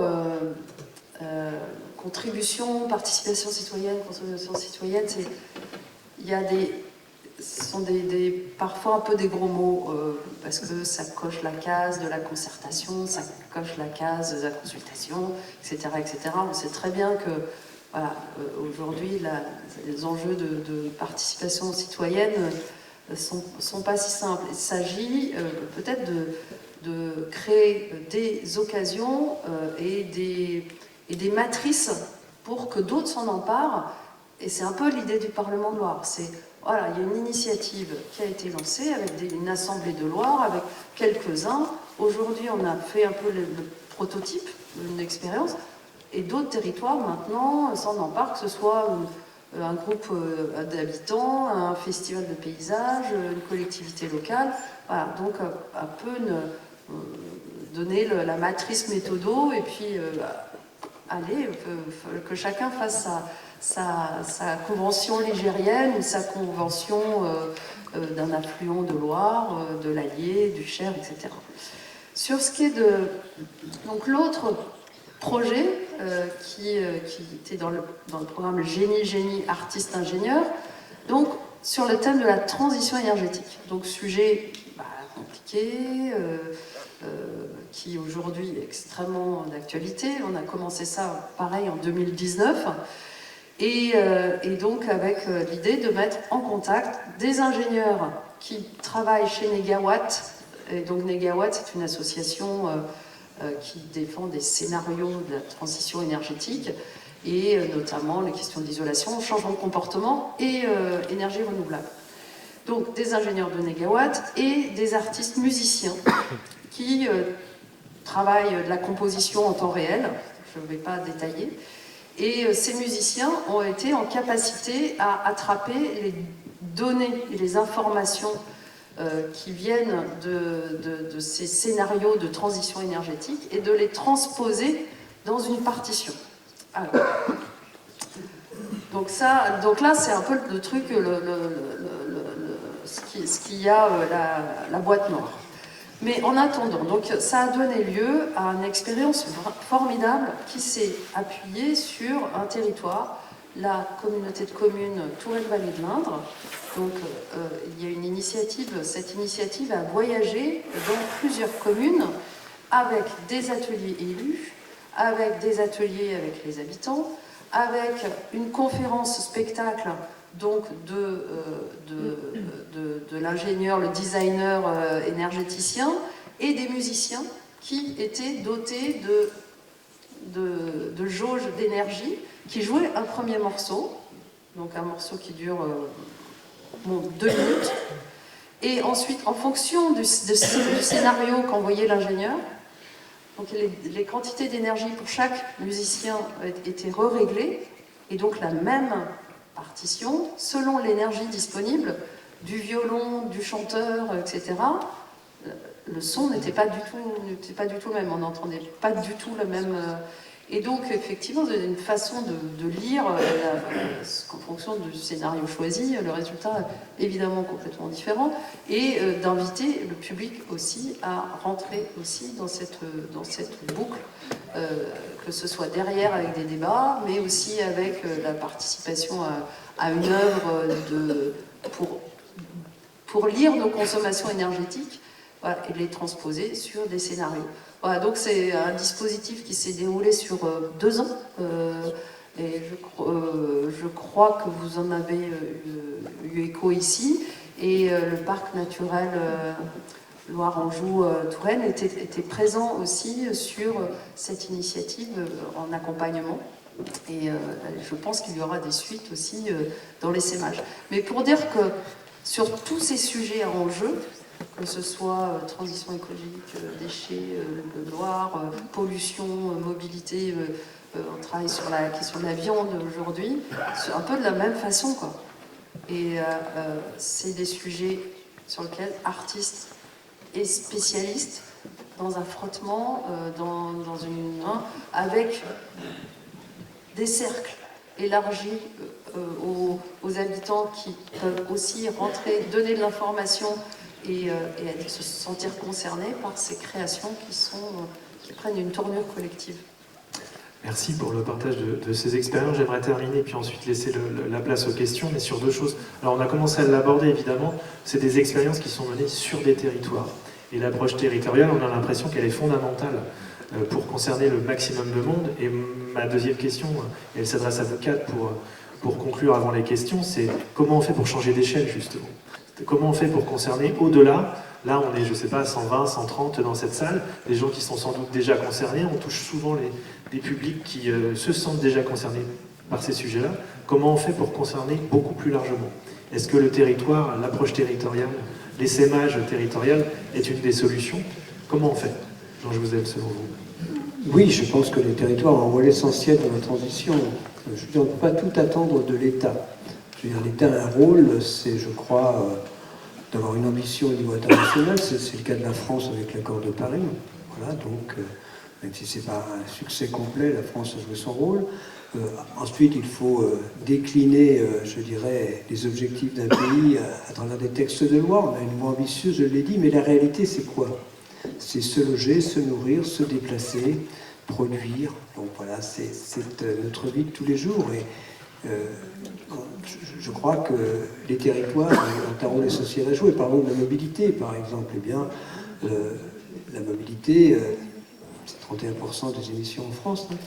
Mais disons, pour diminuer l'importance de la mobilité, pour diminuer les émissions, eh bien, il faut un aller-retour entre les collectivités territoriales, les collectivités locales, enfin les collectivités, si elles sont capables de mettre à disposition, développer des pistes cyclables, ou enfin voilà, des moyens, disons, favoriser d'une façon ou d'une autre tous les moyens de transport en commun, plus toute la mobilité, en tout cas moins émettrice de carbone. Ensuite, il faut aussi qu'en face, eh bien, les citoyens les utilisent. C'est ça un petit peu comment on crée cette dynamique. On voit bien, Paris, il y a 10 fois plus de vélos qu'il y a 3 ou 4 ans sur les pistes cyclables, je ne sais pas ici, mais c'est vrai. Donc pareil, on ne peut pas dissocier la mobilité, le bâtiment, l'urbanisme, tout ça, ça se passe dans les territoires. De même, quand on va parler, voilà, on peut parler d'alimentation, on a eu quelques exemples justement d'initiatives positives ce matin. Comment mettons à disposition on parle de locavore, voilà, c'est bien, donc voilà, comment fait-on pour que finalement les produits locaux soient plus, disons, utilisés dans la région. Donc tout ça, c'est une dynamique qui se passe sur les territoires. Une autre dynamique très importante pour moi, c'est voilà, le développement des énergies. Quand on parle, bon, bien sûr, ici vous avez, bon, si on va vers, sans faire de débat nucléaire renouvelable, il est clair que le rapport RTE nous dit que la France n'atteindra pas la neutralité carbone sans un développement significatif du renouvelable. Bon, il nous dit aussi que ce serait plus facile si on mettait quelques centrales nouvelles. Mais c'est un peu ça le message. Mais l'important, c'est comment développons les renouvelables. Tout se passe sur le territoire. Donc, que l'on parle d'éolien, bien sûr, éolien terrestre, que l'on parle de solaire, on en a parlé ce matin, que l'on parle de méthanisation, que l'on parle voilà, d'utilisation du bois. Voilà, donc, bon, ici on est moins sur l'éolien offshore, mais voilà, tout ça, c'est là que ça se passe. Et ensuite, le dernier point qui est extrêmement important, et là ça va jusqu'à l'élu local de la petite commune, comment s'adapte-t-on au réchauffement climatique? La question peut être posée différemment ici, à 5 km d'ici. Donc là, voilà, si vous êtes sur les bords de Loire, vous n'avez pas les mêmes problèmes. Ça dépend de votre profession. Si la profession viticole aura peut-être ici, disons, un aspect spécifique. Donc on voit bien que tout ça, ça se passe là. Donc c'est pour cela que, disons, et bien sûr, le climat, c'est pas que ça, c'est aussi la transition énergétique. Il y a le lien entre le climat et la transition énergétique, tous les problèmes de biodiversité, le réchauffement climatique est déjà la troisième cause de perte de biodiversité, tous les problèmes de développement économique, les problèmes de société, bon, on parlera peut-être de culture, mais voilà, c'est tout cela. Donc c'est pour cela, oui, je crois que la transition se fait quand même largement sur les territoires. Quand on parle de territoire, ça peut être aussi les villes, pas simplement, ça peut être Saumur, c'est pas simplement les territoires, je veux dire, disons la campagne, comme on dit ici, les territoires comme on dit ici. Il faut rappeler quand même que dans un pays comme la France, 70% des émissions sont dans les villes, dans les métropoles. Donc ça ne veut pas dire, mais voilà, mais il y a aussi des opportunités, par exemple, dans le stockage du carbone dans les sols, il y a tellement de choses à faire dans cette transition, c'est pour ça qu'il faut la voir, je crois, de façon en tout cas pas trop négative. C'est ça mon message, il y a tellement de choses à faire. Voilà, donc oui, le rôle des territoires est essentiel. Sébastien Bollard, sur l'approche territoriale, ça peut participer à tendre à des pièges, comme dit Maud Le Floch, à notre déficit. J'en suis convaincu, c'est-à-dire qu'on a pris l'habitude de vivre dans un monde globalisé en pensant que c'était facile et que c'était sans conséquence. C'est-à-dire de voyager beaucoup, de faire voyager beaucoup les produits et de faire voyager les données. Une requête Google, c'est beaucoup d'énergie. Il y a un calcul qui a été fait, que c'est à peu près l'énergie qu'il faut pour faire bouillir une tasse de café. Mais on ne le voit pas parce qu'on appuie sur un bouton, c'est dématérialisé. Et en fait, toute cette circulation de personnes, de marchandises, de données a un impact énorme. Et ça n'apporte pas forcément beaucoup de bien-être, puisque ça rentre dans cette espèce de spirale d'augmentation des stimulations sans arrêt. Alors que je crois qu'au contraire, revenir à la vie réelle et locale, ça enclenche des mécanismes de régulation des besoins aussi du cerveau. Il y a pas de plus en plus d'études sur la limitation de cette boulimie de stimulation par le fait d'être en contact avec la verdure, tout simplement. Ça, c'est un courant de recherche en psychologie qui est en pleine expansion. Et donc à chaque fois qu'on va plus arriver à être là où on est, au moment où on y est aussi, et à remettre la main sur le temps long aussi, tout ça va changer. Parce qu'on sait par exemple que le fait d'être fort consommateur de produits qui voyagent ou d'écrans ou de données qui circulent très vite, ça déshabitue aussi à la patience, à la capacité d'accepter qu'il se passe peut-être moins de choses spectaculaires en une heure. Et comme on s'y déshabitue, on voit aussi, grâce à l'imagerie cérébrale, qu'il y a certaines parties du cerveau qui sont dédiées à la patience, mais qui s'atrophient. Donc on devient de plus en plus impatient, donc on se jette de plus en plus devant tout ce qui peut nous stimuler. Et au contraire, arriver à s'ancrer sur un territoire ou sur un lieu de vie, c'est un peu l'antidote à tout ça. Alors la question, c'est de permettre à un plus grand nombre d'aimer être là où ils sont. Et en fait, c'est devenu une équation assez impossible si on veut reprendre à l'échelle planétaire, à l'échelle globale, à l'échelle nationale en tout cas, puisqu'on est aujourd'hui sur une planète qui est plus de 50% urbanisée, et à l'horizon 2100, on anticipe 70 à 80% des humains qui sont dans des grandes villes, et où on le voit très bien quand il y a des confinements, ben c'est difficile de rester chez soi et d'aimer y être quand on vit dans un tout petit endroit où il n'y a pas d'éléments naturels, où il y a peu d'espace, et donc la seule solution pour supporter la vie, c'est de bouger. Donc il faut repenser cette question-là pour le plus grand nombre. Comment on fait pour rendre désirable le fait d'occuper un endroit sans trop en bouger? C'est un vrai défi à la physiologie humaine, parce que si je reviens à cette partie de notre cerveau, elle est aussi programmée pour bouger, parce que l'être humain, pendant 99% de sa présence sur Terre, a été un nomade, il bougeait. Et quelque part, le fait d'être ancré à un endroit, c'est pas tout à fait naturel. Donc il faut déployer beaucoup de savoir-faire culturel, artistique, esthétique, pour arriver à habiter l'endroit où on y est sans avoir forcément envie de s'agiter dans tous les sens. Mais c'est possible, bien sûr. Mais là, il y a du travail parce qu'il y a énormément de monde et il n'y a pas beaucoup d'espace. Barbara, il faut aller chercher les gens un par un quasiment, on va dire, en multipliant les réponses et les propositions à la fois scientifiques et artistiques, culturelles. Ouais, je crois que déjà on a beaucoup d'efforts et d'audace à avoir pour avoir un état de représentation des publics dans tous les champs de nos vies, de la vie quotidienne. Je pense à l'échelle des territoires, donc à l'échelle des décisions qui se passent, qui sont effectives et qui se voient dans nos territoires, l'aménagement de nos villes, etc. Eh bien, on n'a pas beaucoup de représentation encore. Alors, on est dans une journée qui fait exception ici. Et merci à toutes et tous d'avoir des événements comme ça qui font la part belle à ce qui se passe sur les territoires. Donc, quand on dit les territoires, ça veut tout et rien dire, mais on parle de choses localisées, c'est-à-dire que même moi qui suis de Chalonnes-sur-Loire, c'est pas très très loin d'ici, je sais que je n'appartiens pas au territoire où je suis aujourd'hui. Je m'en rends compte, je ne connais pas les acteurs associatifs, locaux, je vous connais peu en tout cas. Et donc ça veut dire que ça joue à une autre échelle, encore plus petite que l'histoire de département par exemple. Donc je pense que la représentation c'est primordial, ça c'est la première chose que je voudrais dire. La représentation de tous les publics et comment on va faire en sorte que cette représentation soit effective. Tous les publics ne sont pas là.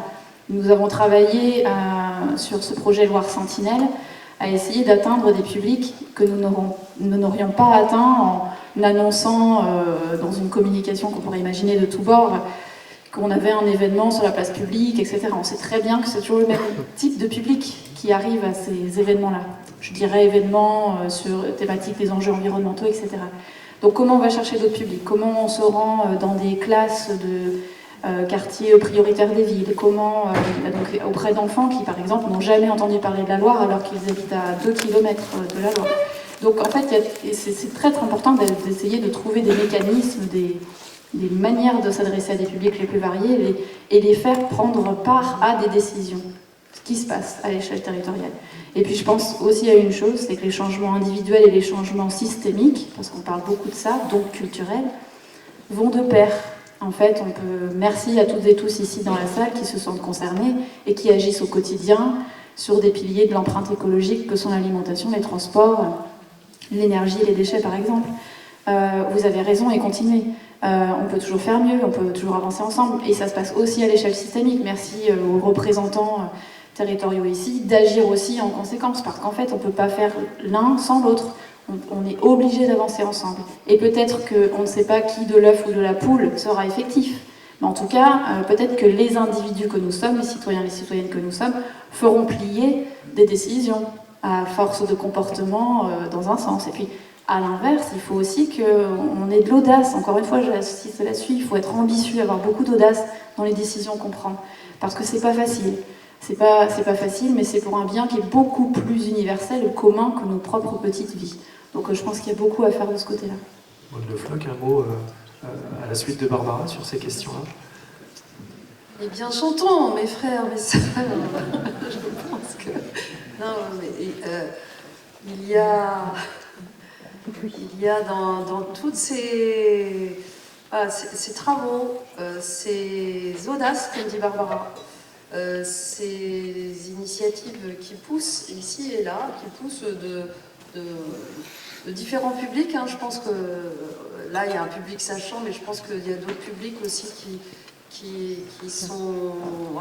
expérimentent peut-être avec d'autres outils, d'autres moyens, qui se réunissent pas forcément un samedi après-midi dans la salle des fêtes accueillie par le PNR qui fait lui-même aussi un gros travail. Et je pense qu'il y a des initiatives dans différentes communautés. Il y a aussi plein de communautés étrangères qui sont aussi très impliquées sur les enjeux de transition et qui se relient aussi à leurs entités naturelles de façon ancestrale, et qui ici en France, quand elles arrivent en France aussi, ont un rapport aux éléments de la nature que l'on pourrait aller attraper un peu plus, parce que c'est peut-être à nous aussi de nous déplacer pour attraper ces connaissances, plutôt que de se dire colonisons et puis essaimons et puis essayons de prêcher la bonne parole. Je crois qu'il y a aussi à apprendre beaucoup de communautés et d'avoir cette curiosité-là.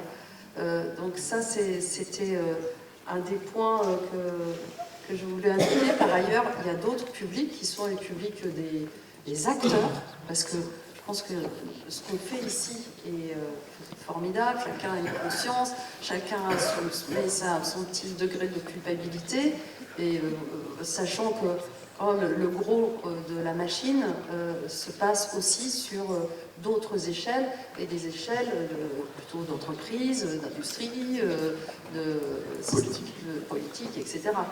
Donc ne nous flagellons pas trop, effectivement, travaillons ces poussées vers le commun, et je sais qu'avec l'opéra de la transition énergétique, quand on a réuni les entreprises, c'était les entreprises de la communauté de communes, c'était extrêmement intéressant, parce qu'eux-mêmes aussi se grattent la tête pour chercher à bouger, à se déplacer, et ils ont voilà, et donc ils attendent aussi à pouvoir inventer des solutions et des stratégies. Merci. Alors, on aurait pu parler du politique, mais on n'a pas fini. Je vais laisser la parole au public désormais. Est-ce que vous avez des questions à poser? Alors, il y a un micro qui va circuler normalement.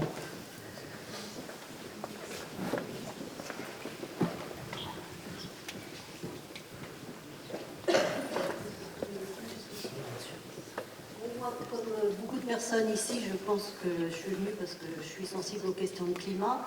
Je chauffe pas trop chez moi, je mets un pull de plus, je prends des douches au lieu de prendre des bains, je mange moins de viande, j'essaye de faire mon compost, enfin un certain nombre de petites choses à mon niveau. Sauf que quand je lis, je vous en ai pas ramené beaucoup, mais des articles dans un grand journal du soir, juste les articles de la semaine dernière. C'est climat, Frans Timmermans, vice-président de la Commission européenne, l'objectif des 1,5 degrés, c'est moribond.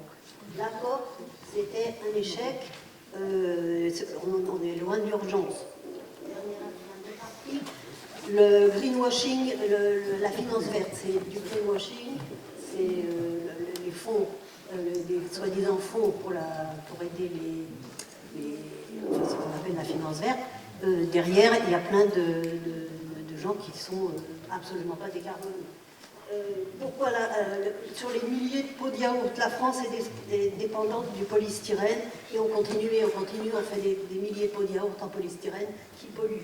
Et ensuite, l'action. Alors on parle actuellement de la réduction des 110 km/h sur les routes au lieu de 120. Ils ont tous peur des gilets jaunes qui recommencent, donc on va se taire. Et l'anxiété, dernier article, l'anxiété liée au dérèglement climatique source d'une nouvelle radicalité militante, où on voit tous ces jeunes qui balancent des sauces tomates sur les tableaux.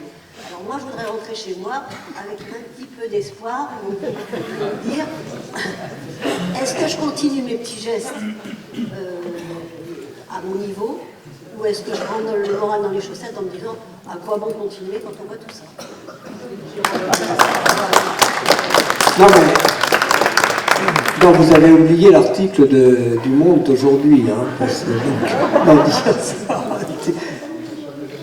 non, non, pas. C'était sur l'été 2022, l'année 2022, qui était les records dans tous les sens et tout ça. Donc, celui-là, vous n'avez pas cité. Mais non, comment redonner espoir? Je pense que. Enfin, disons, il y a deux choses qu'il faut voir avec cette transition. D'abord, cette transition, disons, elle est vraiment au sens large. On ne va pas s'imiter au climat, mais disons, la transition au sens large. Disons, on ne peut pas la faire, parce que du point de vue climatique, ne pas atteindre la neutralité carbone, c'est accepter que le climat se réchauffe indéfiniment, et c'est quand même assez dur vis-à-vis des jeunes d'aujourd'hui. Donc si on se place dans l'hypothèse où on la réussira, alors Frans Timmermans a raison, hein, on n'y arrivera pas assez vite. Hein, par rapport à 1,5 degré, je suis d'accord avec lui. Mais déjà, ce qu'on peut observer, c'est que cette transition, elle est quand même attractive, elle est plutôt, je dirais, synonyme d'un bien-être accru. Par exemple, l'utilisation des combustibles fossiles n'amène de l'énergie, certes, mais n'amène pas beaucoup de qualité de vie, hein, en tant que telle, hein, plutôt de la pollution atmosphérique, de la pollution sonore. Donc, si on a de l'énergie de renouvelable, alors ceux qui acceptent le nucléaire, du nucléaire, je veux dire, mais si on a de l'énergie. Bon, donc elle est attractive. Pour les jeunes, il faut aussi, je crois, à l'innovation. Alors, pas que l'innovation à l'inventivité, pas que l'innovation technologique, l'innovation sociétale, justement, l'organisation de société, c'est ce dont on discute ici. Donc, c'est ça qu'il faut voir. D'abord, c'est que cette transition, c'est pas quelque chose qu'on doit, disons, c'est pas quelque chose qu'on doit repousser, mais qu'on devrait plutôt essayer d'avoir. C'est vrai qu'il y a le mot sobriété, je redis que c'est difficile. C'est difficile de faire cette transition avec du toujours plus, ça c'est clair, on est bien d'accord, donc c'est comment... Mais Sébastien, là, disons comme il a la recette, ça va aller.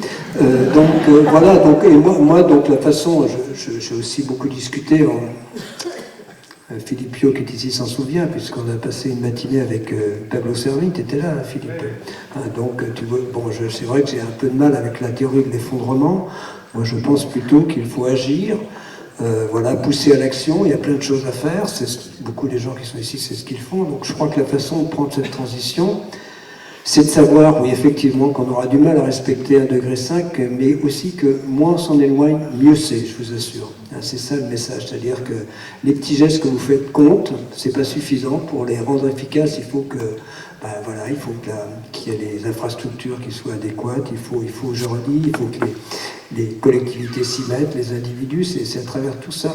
Donc moi, je vous encourage à garder vos petits gestes et à avoir de l'action auprès des jeunes. Bon, moi, je m'intéresse beaucoup à l'éducation aussi, hein, donc voilà, je vois aussi un monde, plutôt une transition, où, et on n'a pas beaucoup discuté, mais un monde où la culture prend plus de place et l'éducation qu'elle n'en prend aujourd'hui. Et c'est cela qu'il faudrait viser et ne pas voir cette transition comme quelque chose qu'on doit tout faire pour éviter, parce que c'est ce que pensent certains quand même. Voilà, donc moi je vous encourage à continuer. Voilà.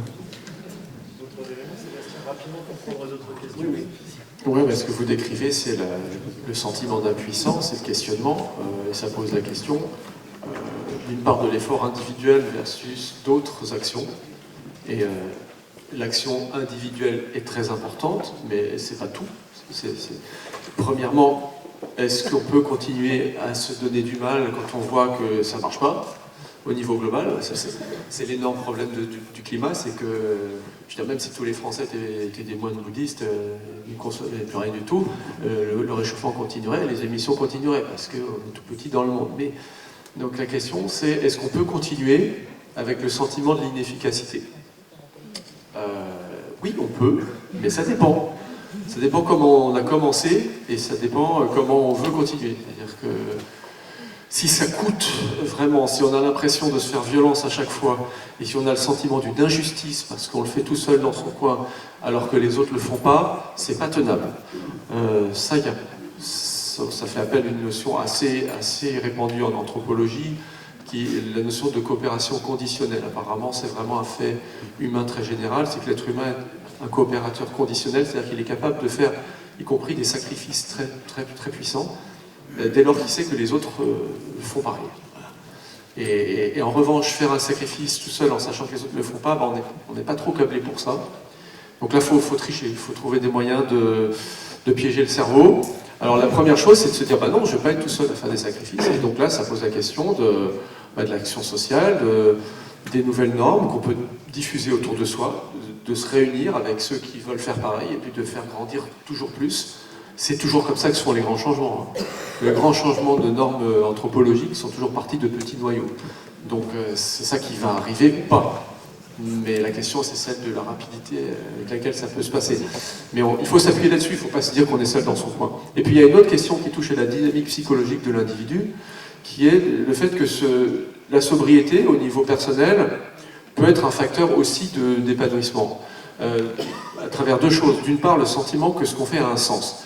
Il y a énormément de gens qui ne sont pas du tout dans la sobriété, qui sont dans la consommation hédonique pure, la consommation ostentatoire, la comparaison sociale, le fait d'avoir toujours plus, et qui ne sont jamais heureux. Parce qu'il faut bien poser le terme.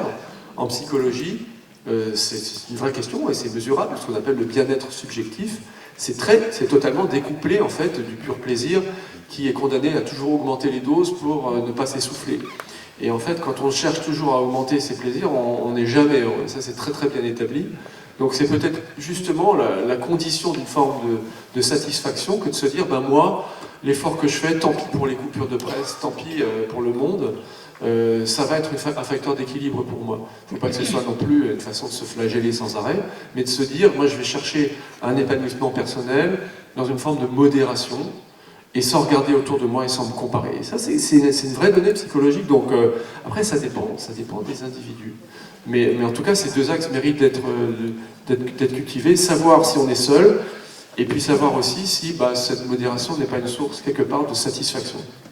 Non, simplement rebondir rapidement, pour moi, parce que j'ai soutenu la proposition des citoyens de limiter à 110 km/h, un des intérêts, alors il y a un intérêt intrinsèque, mais un des intérêts, c'est que tout le monde est concerné. Pour rebondir sur ce que tu as dit. Oui, madame, merci. Merci parce que, pareil, on est tous... Et c'est vrai que ça nous attrape voilà, au quotidien et donc fabriquer quelque chose de plus grand que nous, de nos personnes, suppose effectivement de se mettre en situation de... un peu l'expérience qu'on a faite, hein. C'est pour ça que le Parlement de Loire me touche beaucoup parce qu'on s'est retourné. Enfin, moi-même, j'ai l'impression de m'être vraiment retournée dans la façon de penser mon rapport aux choses, mon rapport aux autres, mon rapport au monde, mon rapport à mon organisation. Ça a mis le bazar dans mon organisation, cette expérience. Enfin, on a... Donc c'est vrai que faire bouger ces lignes et sortir de sa zone de confort, c'est pas évident. Hein. C'est de ça dont on parle, transition, c'est sortir de sa zone de confort. C'est pas juste faire les gestes éco-responsables, c'est se retrouver un peu dans des turbulences. Et donc pour ça, la force collective, elle est bien. Et peut-être qu'une initiative à monter donc à quelques-uns, parce que c'est mieux d'être à plusieurs, c'est peut-être de passer une commande à un compagnon, une compagne de route, artiste, acteur en sciences cognitives, un scientifique, et puis de bosser un sujet, de bosser un projet, de bosser un enjeu, et de se faire une université autour d'une université de Blois, une université des mobilités, enfin quelque chose d'apprenant qui permette aussi d'explorer plein de types de savoirs, des savoirs sensibles, pratiques, anciens, enfouis, sachants, etc. Et ça, je pense que ça donne du courage, parce que je crois que c'est un peu ça dont il s'agit, c'est de se donner du courage et l'excitation. Restons... Il reste du temps pour une question. Alors deux, avec des réponses. Merci. On parlait de pièges. J'ai entendu ce mot. On parlait aussi de la problématique de toucher un grand nombre.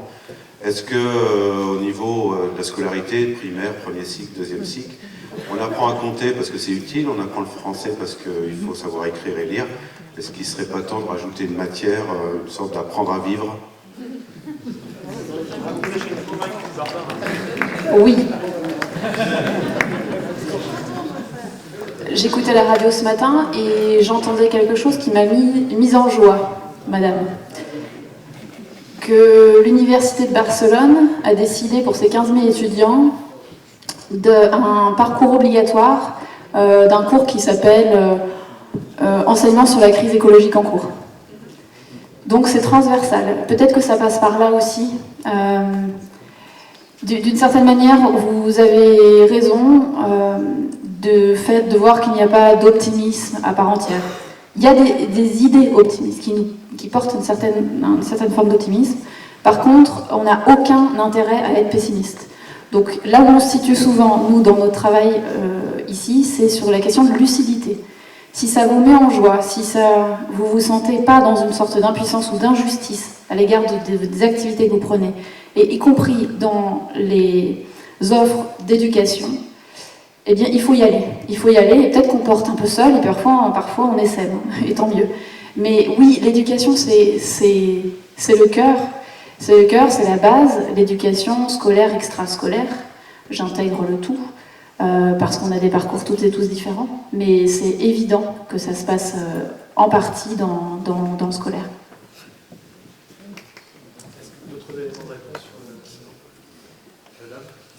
Oui, bonjour à tous. Moi, j'avais une question plutôt peut-être pour Jean Jouzel, parce que donc il y a quelque chose quand même qui me chagrine un petit peu. Vous avez évoqué le rapport Meadows, donc le rapport qui s'appelle Les limites de la croissance, qui date donc de 1972. On est en 2022, donc ça fait 50 ans. 50 ans pour aboutir à un diagnostic quand même partagé. Donc le dernier rapport, vous l'indiquez, pour la première fois, pointe l'activité humaine comme étant sans équivoque sur ce qui se passe aujourd'hui et les conséquences qu'on connaît. L'activité humaine, moi c'est ça qui me chagrine. Parce que je trouve que pourquoi ne pas appeler un chat un chat? Vous l'avez vu, vous l'avez dit, je l'ai entendu dans votre bouche, et votre voisine aussi, peut-être vous également, vous avez quand même pointé largement que ce n'est pas l'activité humaine en elle-même. L'Homo sapiens, depuis 100 000 ans sur la Terre, on n'a pas engendré de conséquences à ce point-là. Il s'agit, selon moi et selon ce que je puis lire et à travers ce que vous avez dit également, qu'on est confronté quand même à quelque chose qu'on peut pointer de façon plus précise que l'activité humaine, à savoir l'organisation économique qu'on a développée depuis à peu près 200 ans.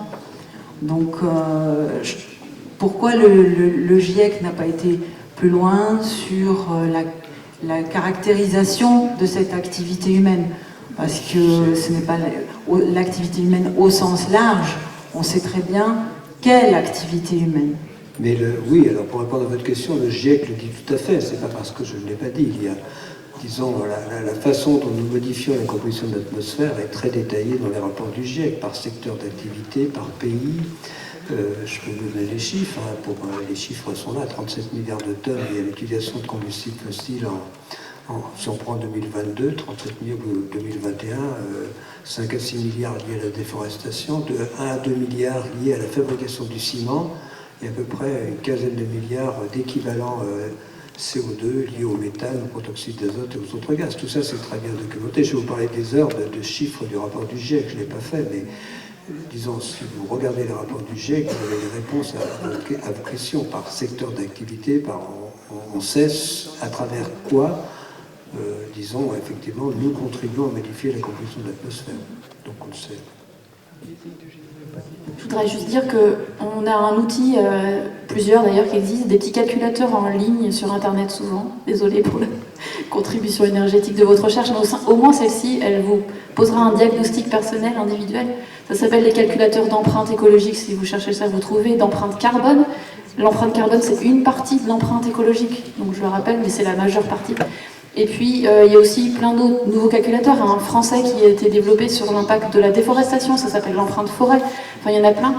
qu'est-ce que ça fait? Vous calculez, alors vous allez pleurer quand même un petit peu parce qu'on est toujours au-delà des limites planétaires, etc. Par contre, vous le faites aujourd'hui, vous le faites en fin d'année 2022, et puis refaites-le dans 6 mois ou dans 1 an, et vous verrez là les secteurs d'activité de ces fameux piliers de l'empreinte écologique sur lesquels vous pouvez bouger. Donc, c'est un petit diagnostic personnel qu'on peut faire pour aussi savoir qu'on est en marche, quoi. Sans mauvais jeu de mots. On est vraiment là, on agit, nos changements de comportement sont effectifs à l'échelle individuelle, et peut-être qu'on en portera un peu plus avec nous. Ça dit, il y a quelque chose que je trouve très important dans ce que vous avez dit.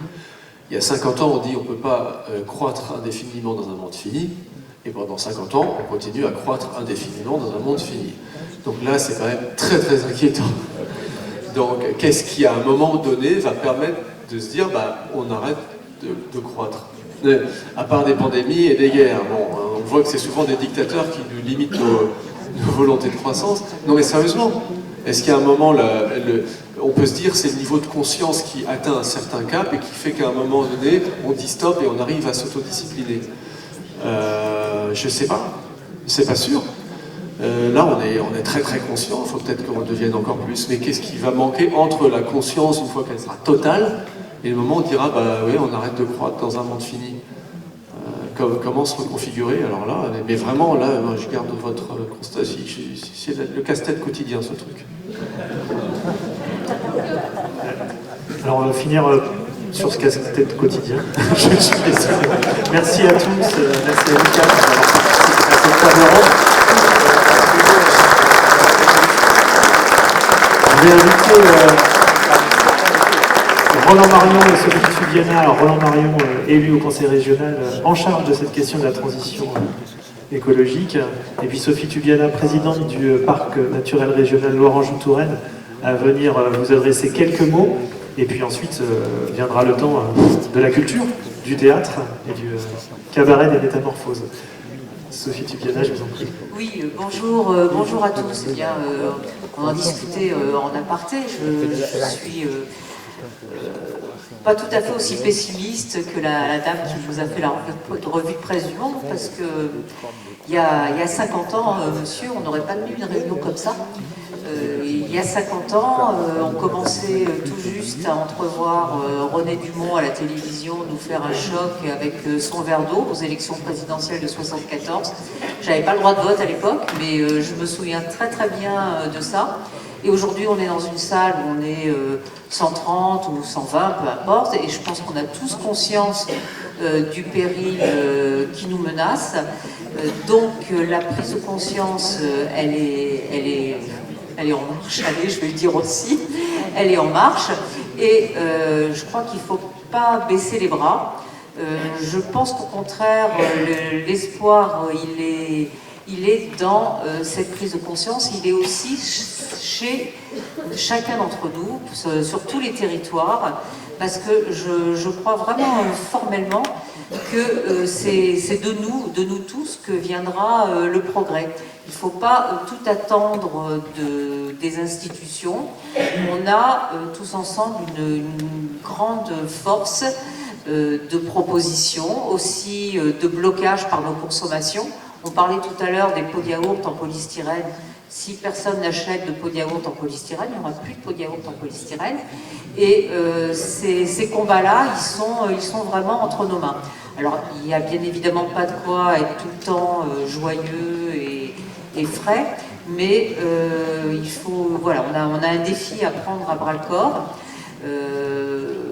Et je pense qu'on est tous ici très conscients de ça et qu'on s'en saisit.